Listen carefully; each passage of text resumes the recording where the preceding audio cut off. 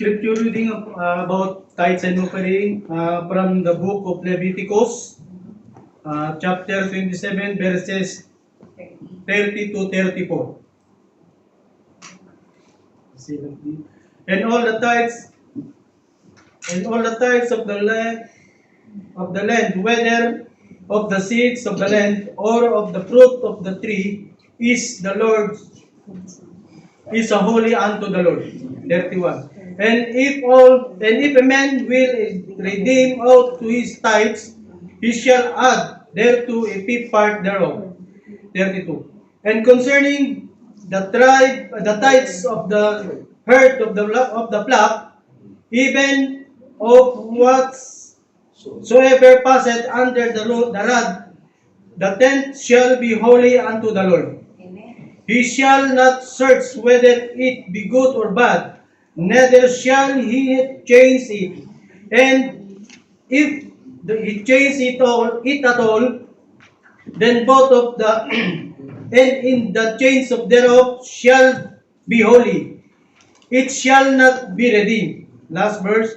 These are the commandments which the Lord commanded Moses for the children of Israel in Mount Sinai. Kunting paliwanag lang po. In this book of Leviticus, brethren, Father God laid out what's required to the children of Israel concerning tithes and offering. One of the things they were required to do was bring all the tithes of their increase. They were not allowed to do 2% here and there as they choose. It did not matter what they did for a living. They will bring 1/10 in their profits to the Lord. The tithes is a holy to the Lord. Right.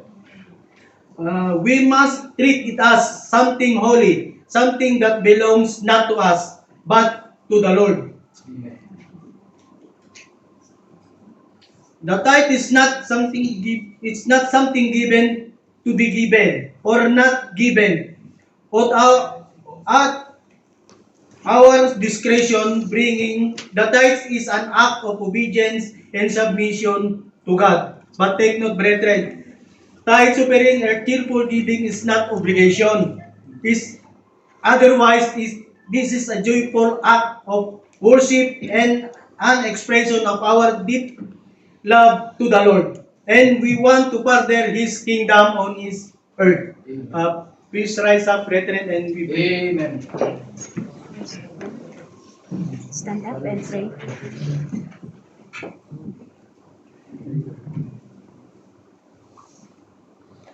Heavenly Father, creator of all things, ruler of all universe, sovereign of all sovereigns, we come here for you